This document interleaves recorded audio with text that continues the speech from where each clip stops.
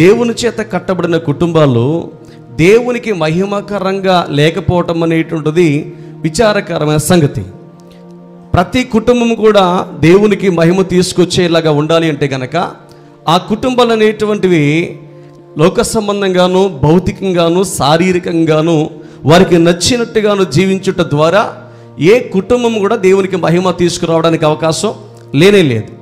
అంచేత ప్రతి కుటుంబం కూడా దేవునికి మహిమ తీసుకొచ్చేటువంటి కుటుంబాలుగా ఉండాలి అంటే కనుక ఎస్పెషల్లీ ఇట్ స్పెసిఫిక్గా ప్రత్యేకించి ఆలోచన చేస్తే భార్య భర్తలు అనేటువంటి వాళ్ళు దేవుని చేత కట్టబడిన తరువాత కట్టబడిన వాళ్ళు వారి జీవిత కాలం అంతయు కూడా దేవుని చిత్తానుసారంగా నడుచుకోవాలి అనేటువంటిది దేవుని ప్రణాళిక ఉండగలిగింది. It's God plan. దేవుని ప్రణాళిక అదే. ఆయన ప్రణాళికను మనుషులైనటువంటి వాళ్ళు విచ్ఛిన్నము చేసి ఇష్టానుసారంగా జీవించుటను బట్టి ఈరోజు కుటుంబ వ్యవస్థ అనేటువంటిది విచ్ఛిన్నమైపోతుంది. అటువంటి విచ్ఛిన్నమైపోతున్న కుటుంబాలు దైవికమైన సత్యాలు తెలుసుకొని తిరిగి దేవుడు కోరుకునే రీతిలో కట్టబడేటువంటి నిమిత్తమై ఈ కుటుంబ ఆశీర్వాద కూడికలు చాలా ఉపయోగపడతాయి అనడంలో ఏ సందేహం కూడా లేదు. ఈ కుటుంబ ఆశీర్వాద కూడికల్లో భార్యాభర్తలను ఉద్దేశించి, బిడ్డలను ఉద్దేశించి, కుటుంబ వ్యవస్థలను ఉద్దేశించి దైవజనుల ద్వారా కుటుంబం ఏ రీతిగా ఉంటే కట్టబడుతుంది అనే ఉద్దేశాన్ని దేవుడు ఖచ్చితంగా పరిశుద్ధాత్మ దేవుని సహాయం ద్వారా దేవుడు అందిస్తూ ఉంటాడు. ఒక విషయం అయితే నేను ప్రత్యేకించి చెప్పగలను. దేవుడు ఏ కుటుంబాలనైతే ఆయన కట్టాలి అని చెప్పేసి అనుకుంటున్నాడో ఆ కుటుంబాలు ప్రత్యేకించి ఈ మాటలను బహు శ్రద్ధగా వినేటువంటి ప్రేరేపణ దయచేస్తాడు. నమ్మిన వాళ్ళు స్తోత్రం చెప్పండి, గట్టిగా చెప్పండి. ఆలోచన చేస్తే చాలా విషయాలు మనం నేర్చుకోగలుగుతూ ఉంటాం ఈ కుటుంబ ఆశీర్వాద కూడికల ద్వారా. ఒక చిన్న విషయాన్ని జస్ట్ దాన్ని వివరించడానికి మీకు చదివించలేదు, కానీ దేవుడే ఈ కుటుంబాలను కట్టాడని చెప్పి వాక్య అక్షరార్థంగా మీకు చూపించడానికి ఆ మాట మీరు చదివించగలిగాను.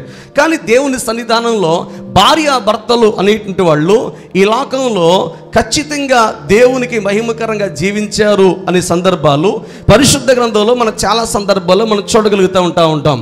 భార్యాభర్తల మధ్య దేవుడు ఒక అద్భుతమైన ఎఫెక్షన్ అనే దాన్ని పెట్టి ఆ ఎఫెక్షన్ అనేటువంటిది to be continued in long life, జీవితకాలం అంతా కూడా దాన్ని కొనసాగించాలి అనే ఉద్దేశాన్ని దేవుడు బయలుపరుస్తున్నాడు. ఆయన ఈ ఎఫెక్షన్ అనేటువంటిది భార్యాభర్తల మధ్య తగ్గిపోతే ఖచ్చితంగా కలతలు, కలవరాలు, ఎడబాటులు, వైషమ్యాలు, విభేదాలు అంత మాత్రమే కాదు, కుటుంబం అంతా సర్వనాశనం అయిపోయేదానికి అవకాశాలు ఉన్నాయి.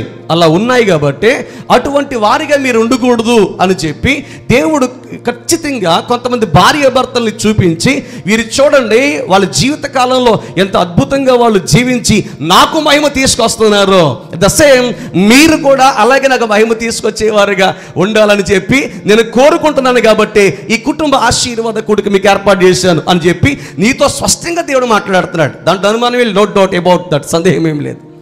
అయితే ఒక చిన్న విషయాన్ని జ్ఞాపకం చేస్తాను.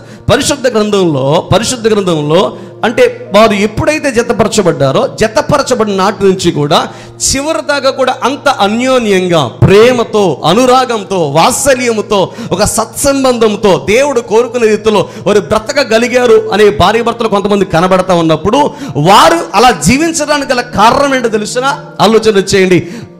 ఒకే ఒకటే, దేవుని యొక్క వాక్యము. దానికి మించి ఇంకేం లేదు. ఇంకా దేవుని యొక్క వాక్యమే.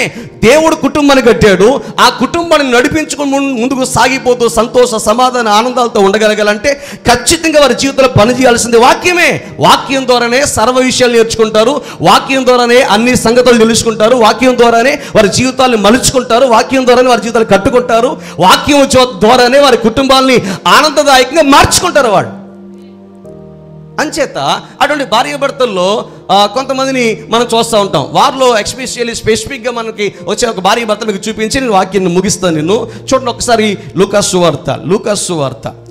వార్త మొట్టమొదటి అధ్యాయంలో మనకి ఆ భార్యాభర్తలు కనబడుతూ ఉంటారు. ఆ మాటలు మనం చదువుదాం.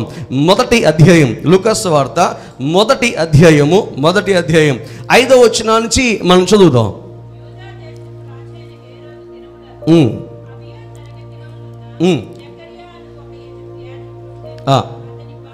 అతని భార్య అహరోను కుమార్తెల్లో ఒకతే, ఆమె పేరు ఎలిజబెతు వీరిద్దరూ ప్రభు యొక్క సకలమైన ఆజ్ఞల చొప్పున న్యాయ విధుల చొప్పున నడుచుకొనుచు దేవుని దృష్టికి నీతిమంతులై ఉండిరి. ఇక 7వ వచనం మీరు చూస్తే చివరి లైన్లో వారిద్దరూ బహుకాలము గడిచిన వృద్ధులైరి. ఇక్కడ ఈ భాగాన్ని మనం చూడగలిగితే వీరిద్దరూ ఏమంటది, ఏమండి ఆయన యాజకుడు, దాన్ని పక్కన పెడదాం, ఆలోచన చేయండి. ఇంకా చెప్పగలగాలంటే కనుక యాజకుడు అనే దాన్ని పక్కన పెడదాం. వాస్తవానికి అది విషయం పక్కన పెట్టగలిగితే వీరిద్దరూ, ఆలోచన చేయండి, ఎవరిద్దరు? భార్యాభర్తలైనటువంటి జకరియా ఎలిజబెతులు. భార్యాభర్తలైన జకరియా ఎలిజబెతులు వారిద్దరు కూడా వృద్ధులు, బహుకాలం గడిచిన వృద్ధులు అంట. ఇంకా చెప్పాలంటే కనుక పండు ముసల్దానానికి వచ్చేసారన్నమాట. అనేకమైన సంవత్సరములను పొందుకొని వారి జీవితకాలంలో ముందుకు సాగిపోయిన వృద్ధులు వాళ్ళు. అంత వృద్ధాప్యంలో కూడా ఆలోచన చేయగలిగితే దేవుని బిడ్డలారా, వారి గురించి రాయబడిన ఒక అద్భుత టెస్టిమనీ ఏంటి తెలిసిన?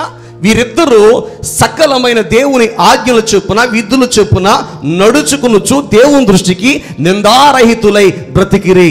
అంటే దేవుడు కుటుంబాన్ని కట్టింది దానికోసం. దేవుడు కుటుంబాన్ని కట్టగలిగిందే ఇలా జీవించాలని చెప్పి.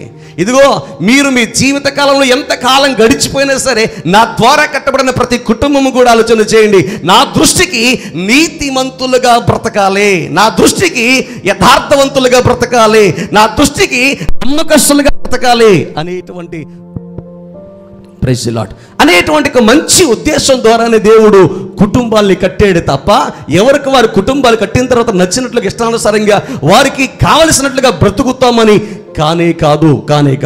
మరో ముఖ్యంగా జ్ఞాపకం చేస్తున్నాను, దైవ సన్నిధానంలో దేవుని సన్నిధానంలో వాక్యం వింటున్న భార్య భర్తలారా, మీరు ఆలోచన చేస్తే మీ జీవితాల్లో ఎంతకాలం వివాహమై ఎంతకాలం అయినప్పటికీ కూడా మీరందరూ కూడా దేవుని యొక్క సన్నిధిలో ఆయన వాక్యాన్ని, ఆయన విధులను మీరు గైకొని జీవించగలిగితే, ఆయన సత్య స్వార్థను విని మీరు జీవించగలిగితే కనుక మీ జీవితం ఎంత కాలం గడిచిపోయినప్పుడు కూడా దైవ చిత్తాన్ని మీరు జరిగిస్తారు తప్ప దెయ్యపు చిత్తాన్ని జరిగించడానికి అవకాశం ఉండనే ఉండదు. దేవుని సన్నిధానంలో వాక్యాన్ని వినే ప్రతి భార్యాభర్తలు కూడా అన్ని విషయాల్లో కూడా ప్రభుకి మహిమకరంగా బ్రతుకుతారు తప్ప వారికి ఇష్టానుసారంగా మాత్రం బ్రతకరు. దైవ సన్నిధిలో వాక్యం ఉంటున్న ప్రతి వారు కూడా మా ద్వారా దేవుడు గణపరచబడుతున్నాడా, కట్టిన దేవునికి మేము అవమానకరంగా బ్రతుకుతున్నామా అనే పరిశీలనతో బ్రతుకుతారు. అది దేవునికి మహిమకరంగా ఉండగలుగుతూ ఉంటుంది.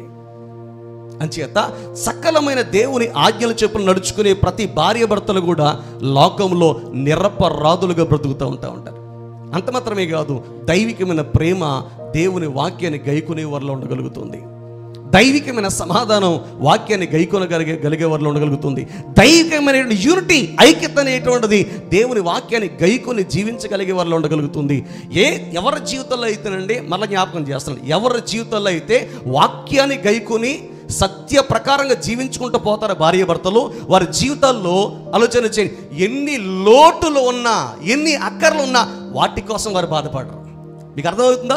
వాక్య ప్రకారంగా బ్రతికేటువంటి భార్య భర్తలు వారి జీవితాల్లో ఎన్ని లోటులు ఉన్నా, ఎన్ని అక్కర్లు ఉన్నా, ఎన్ని కొరతలు ఉన్నా సరే వాటిని చూస్తూ బాధపడి విచారంతో వారి కృంగిపోరు కానీ, లేని దానికోసం బాధపడరు కానీ దేవుని మహిమపరుస్తూ సంతోషంతో ముందుకు సాగిపోతారు. అర్థమైతే చప్పట్లు కొట్టి ప్రభుని మహిమపరచండి. ఏమండి, జకరియా ఎలిజబెతులకి డబ్బు లోటు అని రాయబడలా, జకరియా ఎలిజబెతులకి సౌకర్యాలు సదుపాయాలు లోటు అని రాయబడలేదు. కానీ వారికున్న వన్ అండ్ ఓన్లీ ఒకే ఒక లోటు అని తెలుస్తున్న సంతానం లోటుగా మారిపోయిన సమయంలో ఆలోచన చేయండి, వాటి విషయంలో కూడా వాస్తవానికి ఎవరి జీవితంలో ఏదైనా లోటు కనబడతా ఉంటే నీ వల్ల జరుగుతుందని చెప్పి నిందారోపణలు చేసుకునేటువంటి భార్యాభర్తలు చాలామంది ఉన్నారు. ఇదంతా నీ వల్ల జరుగుతుంది, ఇది లేకపోవడానికి కారణం నువ్వే, ఇది పొందుకోలేకపోవడానికి కారణం నువ్వే అని చెప్పి వాళ్ళ మీద వీళ్ళ మీద వాళ్ళు నిందారోపణలు చేసుకుని నిందించుకుని వారి మధ్య ఉండేటువంటి ఆప్యాయత అనురాగాలను దూరం చేసుకుని భార్యాభర్తలు చాలామంది ఉంటే వాళ్ళ ఫీలింగ్ ఏంటి తెలిసినా, అయ్యా మన జీవితాల్లో ఒకవేళ దేవుడు బిడ్డలు ఇవ్వలేదు కానీ బిడ్డలు ఇవ్వకపోయిన దానికంటే ఎక్కువగా మన జీవితంలో గొప్ప ప్రేమను సమాధానం ఉంచగలిగాడు ఆయన. హల్లెలూయా. ఒక గొప్ప ప్రేమను సమాధానం ఉంచగలిగాడు, గొప్ప ఐక్యతను ఉంచగలిగాడు. ఇంతకంటే ఏ భార్య భర్త ఏం కావాలండి? అసలు పిల్లలు లేకపోవడం లోటే, అయినప్పుడు కూడా పిల్లలు లేరని చెప్పి ఒకరినొకరు నిందించుకోలేదు, ఒకరినొకరు అవమానపరుచుకోలేదు, ఒకరినొకరు గాయపరుచుకునే మాటలు మాట్లాడుకోలేదు. దాని గురించి ఆలోచన చేస్తూ వారు చింతపడలేదు. కానీ నా ప్రియ దేవుని బిడ్డలారా, వారిని అత్యంతంగా అర్థం చేసుకునేలాగా, అవగాహన చేసుకునేలాగా, ప్రేమతో ముందుకు సాగిపోయేలాగా చేసింది ఏదైనా ఉన్నది అంటే కనుక అది దేవుని యొక్క వాక్యం. దేవుని యొక్క వాక్యం. వారు దేవుని యొక్క ఆజ్ఞల చొప్పున, విధుల చొప్పున వారు నడుచుకుంటున్నారు కాబట్టి వారి మధ్య ఎటువంటి భేదాలు, ఎటువంటి ఆ వైషమ్యాలు రాలేదు. అద్భుతమైన భార్యాభర్తలుగా వారు ఉండగలిగారు.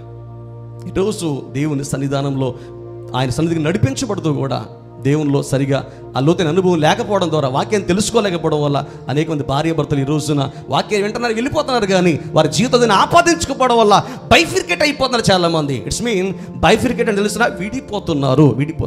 అవును, వాక్యాన్ని వింటున్నారు కానీ ఆ వాక్య ప్రకారంగా బతకపోవడం వల్లే ఇంకో వాక్యం మాట రాయబడింది, నిందారహితులుగా. ఏమంటది? భార్యాభర్తలు నిందారహితులుగా. భార్యలు నింద లేకుండా ఉండాలంటే, భర్తలో నింద లేకుండా ఉండగలగాలంటే వారిద్దరు కూడా వారి మధ్యన ఉన్న వాక్య ప్రకారంగా బ్రతకగలిగితే, నేను చెబుతున్నాను, పరలోకం వెళ్ళక మునిపే భూలోకంలోనే పరలోకాన్ని అనుభవించవచ్చు. ఎందుకు అర్థమైందా? నిజముగా దేవుని సన్నిధానంలో వాక్య ప్రకారంగా బ్రతకగలిగితే, ఆజ్ఞల ప్రకారంగా బ్రతకగలిగితే, విధుల ప్రకారంగా బ్రతకగలిగితే, దేవా నీవే మా జీవితంలో ప్రప్రథమమైనటువంటి స్థానాన్ని సంపాదించుకున్నవాడు నాయన, నీకు తప్ప మరి ఎవరికి మా మధ్య చోటు లేదు. నా భార్య భర్తల మధ్య కావచ్చు, మా భార్య భర్తల పిల్లల మధ్య కూడా కావచ్చు, నీకే స్థానం అని చెప్పి ప్రప్రథమైన స్థానం దేవునికి ఇచ్చినప్పుడు పరలోకం వెళ్ళక మునిపే భూలోకంలోనే ఆ కుటుంబం పరలోకం అనిపించగలుగుతుంది. ఏ కుటుంబంలో అయితే కనుక ఈ దేవుని యొక్క వాక్య ప్రకారంగా బతకడానికి ఇష్టం పడక ఇష్టానుసారంగా జీవిస్తూ ఉంటారో, ఖచ్చితంగా కుటుంబాల్లో కలతలు, కలవరాలు, బైఫిరికేట్ సంబంధమైన కార్యాలు జరుగుతూ ఉంటాయి. అటువంటి కార్యక్రమాలు జరగకున్నట్లుగా సకలమైన దేవుని చిత్త ప్రకారంగా, వాక్య ప్రకారంగా మనం నడుచుకుంటూ దేవుని చిత్తాన్ని జరిగిస్తూ ఆయనకు మహిమకరంగా జీవించడానికి ప్రతి భార్య భర్తలకు, ప్రతి కుటుంబానికి దేవుడు అట్టి కృప అనుగ్రహించి నడిపించునుగాక. ఆమేన్. సముచిత అధ్యక్షుడికి ప్రత్యేకమైన వందనాలు.